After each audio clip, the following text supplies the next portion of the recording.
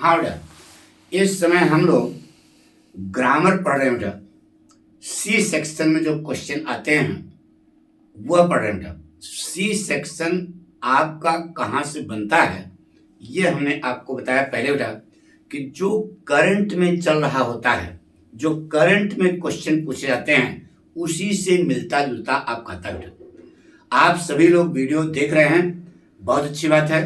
साथ में शेयर करें, सब्सक्राइब करें और लाइक करें, तो इससे जो है पाठक के ऊपर प्रभाव पड़ेगा, मनोबल बढ़ेगा, तो हम और आपको सारे क्वेश्चन बताएंगे बेटा। ठीक है, तो ग्रामर में जो आपका सी सेक्शन है उसको आप कैसे करोगे ये हम बताने जा रहे हैं बेटा। आइए कम पॉइंट, आज हम 2024 का सेट नंबर 4 चौथा बताने जा रहे हैं बेटा।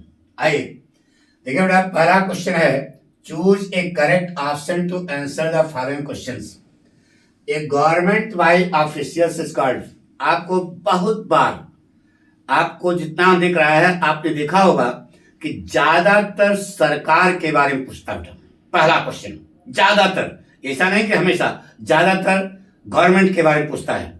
तो पहला क्वेश्चन हो जाएगा, ए गवर्नमेंट बाय द ऑफिशियल्स, अधिकारियों के द्वारा जो सरकार चलाई जाती है उसे हम लोग क्या करते हैं, ब्यूरोक्रेसी, अफसरशाही ना बेटा। तो बताइए, ऑटोक्रेसी सही है। ऑटोक्रेसी माने तो राजतंत्र होता है, एक व्यक्ति का शासन। थेरोक्रेसी माने होता है धर्मतंत्र, जहां पर धर्म का बोलबाला होता है। डेमोक्रेसी माने प्रजातंत्र, यह नहीं है। ब्यूरोक्रेसी, यही आपका जवाब क्या है, सही है ना बेटा, अफसरशाही, यही ब्यूरोक्रेसी जवाब सही है। अब इसको आप कॉपी पर कैसे लिखोगे, कॉपी के बिल्कुल ऊपर लिखना आंसर नंबर 4, बड़ा ब्रैकेट ग्रामर। ग्रामर की स्पेलिंग लड़के गलत कर देते बेटा, सही लिखना बिल्कुल।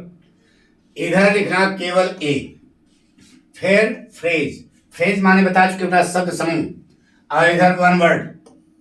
ठीक है, ऐसे हेडिंग डाल देना। इधर लिखना एक गवर्नमेंट बाय ऑफिशियल्स, इधर लिखना क्या, ब्यूरोक्रेसी, अफसरशाही। सीधे आपको पूरे के पूरे नंबर मिलेंगे।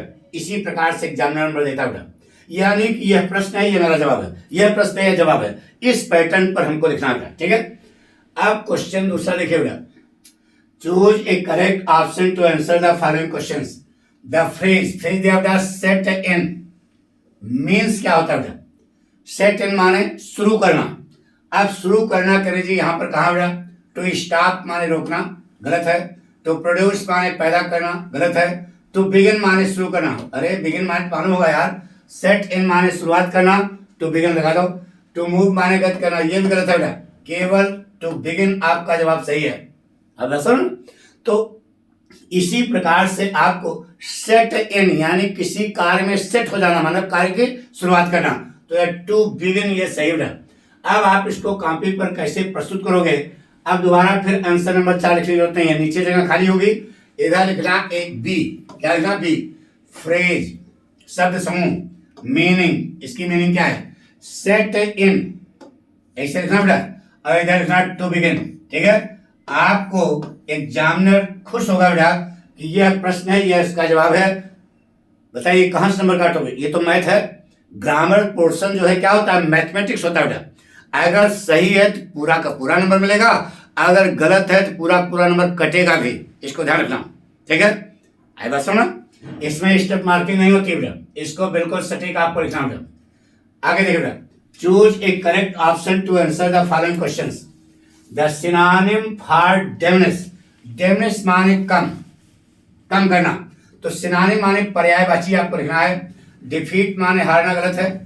डेंडल माने कम करना, ये आपका जवाब सही है। एंडीवर गलत है, और जब ये गलत है तो कोई सही नहीं है, केवल डेंडल आपका जवाब क्या है, बिल्कुल एक्यूरेट है, यही आपको लिखना है। आइए देखिए कैसे लिखोगे, इधर अब कुछ नहीं, सीधे सी लिखना, इधर लिखना वर्ड, उधर लिखना सिनोनिम। देख रहे हो ना, हेडिंग ये डालना इसी ढंग से, इसी ढंग से इसको प्रेजेंटेशन कहते हैं। पिक्चर देखने जाते हो वहां पर लिखता था प्रेजेंटेड बाय, तो अगर प्रेजेंटेशन जोरदार होता है तो एग्जामिनर खुश हो जाता है बेटा, तो वो चीज हम आपको बता रहे हैं। यहाँ इधर लिखना डेमनेस, इधर लिखना ड्वेंडल, आपका जवाब सही है तो आपको पूरा नंबर मिलेगा बेटा। आई बात समझ। अगला क्वेश्चन देखिए बेटा, choose a correct option to answer the following question. देखो इस प्रकार से अब पूछा जाएगा, पहले भी पूछा जाता था, यूपी बोर्ड में पहले से नहीं पूछा, पहले एक सेंटेंस दिया जाता था, वो सही है गलत है ये पता करना होता था। लेकिन अब जो है इस प्रकार से जो pattern CBSE board SSC board का है उस पैटर्न पर आपका पूछा जाएगा और इसी पैटर्न पर आपका कंपटीशन में पूछा जाता है। तो ये देखिए 4 वाक्य दिए गए हैं और ये कह रहा है इसमें कौन सा सही है। पहला सेंटेंस पढ़ते हैं बेटा, यू ही एंड आई 231 पढ़ा चुके हैं, सही है, लगा है फॉर्मूला, आर लगा है गुड फ्रेंड्स, यह ए जो है सही है, पहला वाला सही हो गया। अब दूसरा, except he all where present, except के बाद यहां ही आएगा हिम आएगा, बिसाइड्स के बाद, अरे यार प्रीपोजिशन के बाद ऑब्जेक्ट फॉर्म ऑब्जेक्टिव फॉर्म आता है ना, तो ही की जगह क्या होगा, ही होगा, ही की जगह हिम होगा, इसका मतलब ये आपका गलत हो गया। तीसरा वाक्य देखिए बेटा, I who is your teacher will teach you. देखो बेटा रिलेटिव प्रोनाउन के ठीक बाद जो वर्ब आती है वह वर्ब उस रिलेटिव प्रोनाउन के पहले नाउन आए हुए नाउन था प्रोनाउन के अनुसार आएगी। तो यहाँ आई लिखा है तो यहाँ एम होना चाहिए, इज है, एम होना चाहिए ना, तो इज लिखा है तो गलत है, यह आपका यह भी गलत है बेटा, यानी 2 गलत हो गए, 1 सही है। अब चौथा पे संदेह है, देखो waters are necessary for human beings, water जो है आपको बताया टर्म मैटेरियल नाउन है, क्या है मैटेरियल नाउन बहुवचन में नहीं आता, इसका मतलब ये भी आपका वाक्य गलत हो गया और आर नहीं होगा, क्या होगा, इज होगा। इस वाक्य में तो 2 गलतियां निकाल दिया, इसका मतलब डी भी गलत है। अब इन चारों में से कौन सा सही है तुम्हें पता लग गया होगा बेटा, यही है सही, 231 वाला नियम लगा है, बहुवचन की क्रिया लगी है, उधर फ्रेंड्स लिखा है, इसका मतलब पहला वाला जवाब आपका क्या है, सही है। तो देखो यहाँ लिखा है only A, only B, only C, only B and D, इसका मतलब केवल आपका ये पहला जवाब सही है, ओनली ए, बाकी जो है गलत है। आई बात समझ। अब इसको कॉपी पे कैसे लिखोगे, देखो इधर ऐसे लिखा बेटा, डी सेंटेंसेज ये लिखा और उधर करेक्ट उसमें कौन सा है ये आपको लिखना बेटा, यानी कि ये तीनों आपके गलत हो गए, ये ए वाला क्या है, सही है, तो यहां लिख देना ओनली ए, केवल ए सही है, बाकी तीनों गलत है। क्यों गलत है समझा दिया पीछे, आई बात सुना। इसी प्रकार से आई बेटा लिखा बेटा, choose a correct option to answer the following questions. The antonym of rigorous, rigorous माने कठोर ना बेटा, तो अब एंटोनिम इसका मतलब विलोम लिखना है, तो फास्ट माने तेज नहीं है, सैक्रेड माने पवित्र, प्लीजर माने खुशी गलत है, सिंपल माने साधारण, अरे वही कठोर का साधारण, यानी रिगोरस का क्या होगा, सिंपल होगा। अब आप इसको कॉपी कैसे लिखोगे, ई, यहाँ ई लिखना, इधर वर्ड इधर एंटोनिम, वर्ड के नीचे लिखना रिगोरस, इधर लिखना सिंपल, यही आपका जवाब सही है। इस प्रकार से आप लिखोगे तो एग्जामिनर बाग बाग हो जाएगा बेटा, यानी कि आपको पूरा नंबर देगा बेटा। अब आगे देखिए बेटा, आंसर नंबर 5 है बेटा, change any one of the following indirect speech, यानी कि आपको ये 2 दिए गए हैं, दोनों में से केवल एक करना बेटा, ये नहीं मान लिखा।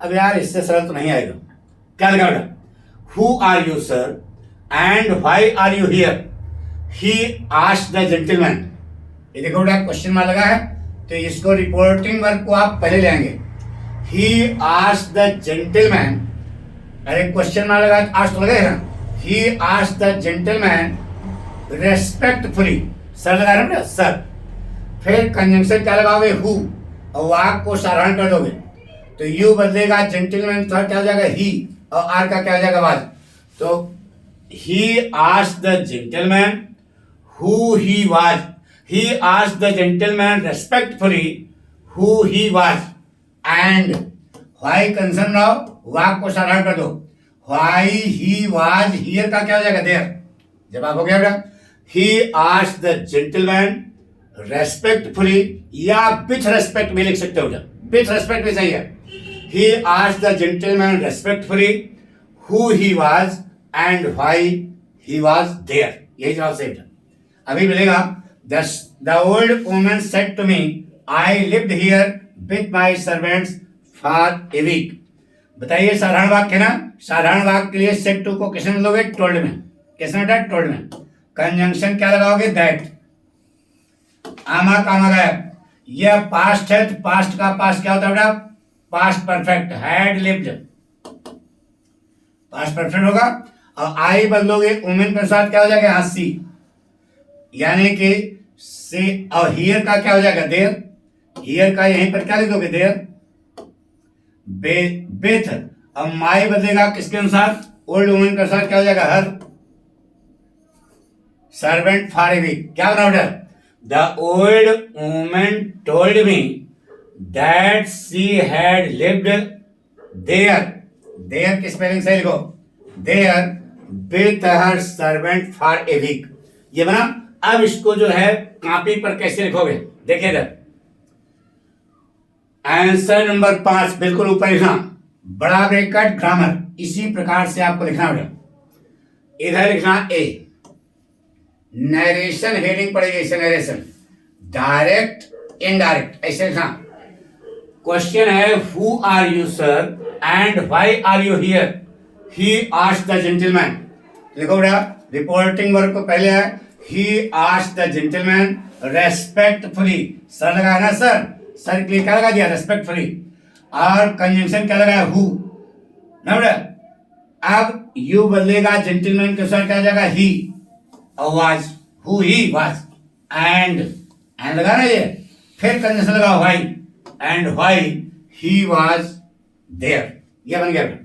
तो बन गया he asked the gentleman respectfully who he was and why he was there. फिर नीचे दोनों में से केवल एक करना बेटा।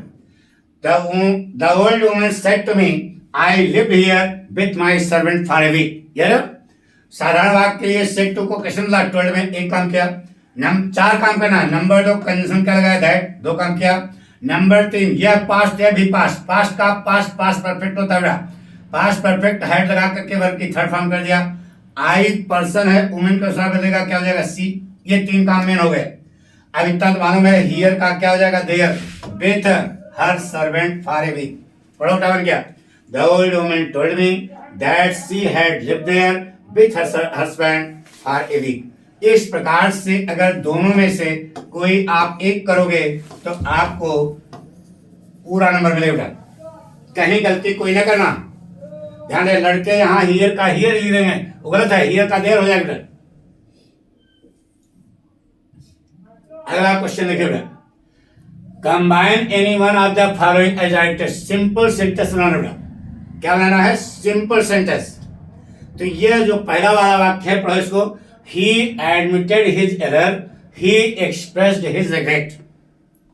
यानी उसने अपनी गलती स्वीकार की, उसने दुख व्यक्त किया। सरल सा बनाए कठिन? सरल तो बना दो बेटा। ही admitted his error with regret.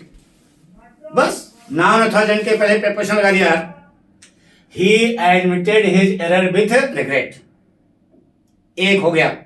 अथवा लिख देगा क्या बनेगा? ही कुछ नहीं, ये पूरा वाक्य कैसे लिख देना और ये काट करके यहां पर लगा देना विथ।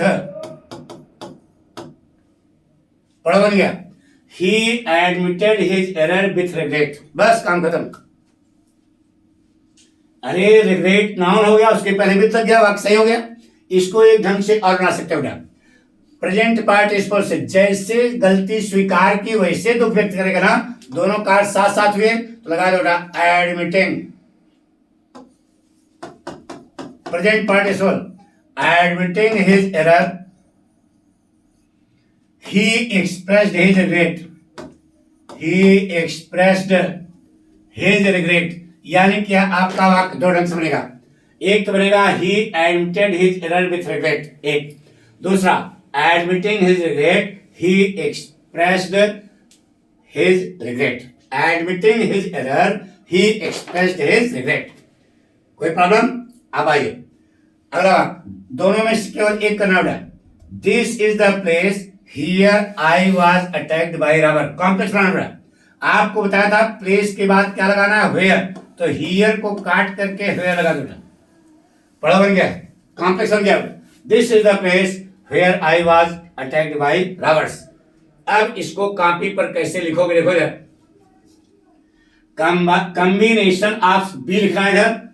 अब बार बार जो है आंसर नंबर न डालना, ऊपर डला हुआ है कॉम्बिनेशन ऑफ सेंटेंसेस, तो सेंटेंसेस आप ऐसे उतारे, देख रहे हो ना, ही admitted his regret, he expressed his, he admitted his error, he expressed his regret.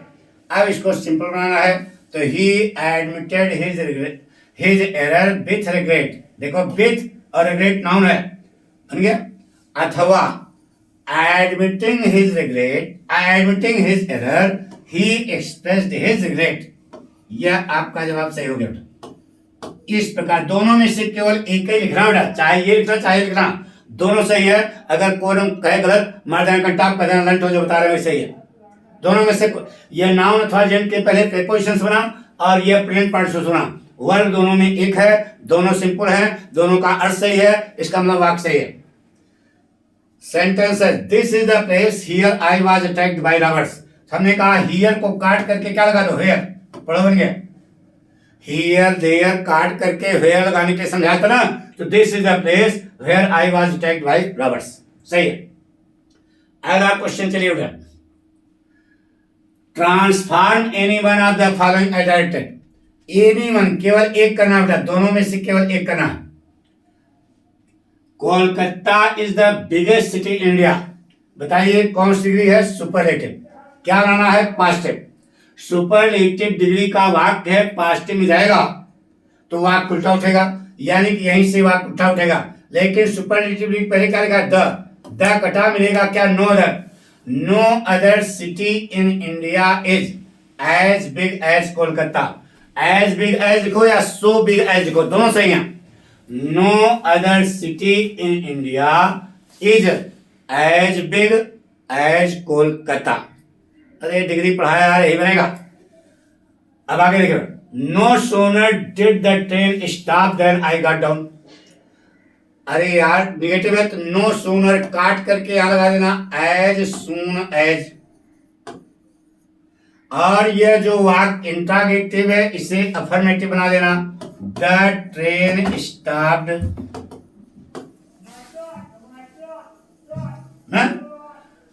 As soon as the train stopped, then काट करके कामा लगा देना और वाक्य उतार देना, I got down, I got down, यही बने बेटा। अब ये कॉपी पर कैसे लिखोगे, देखो इधर, ये देखिए हेडिंग पड़ेगी सी, फिर यहां लिखोगे ट्रांसफॉर्मेशन, सुपरलेटिव, ऐसे ये कौन सी डिग्री है, सुपरलेटिव, सुपरलेटिव।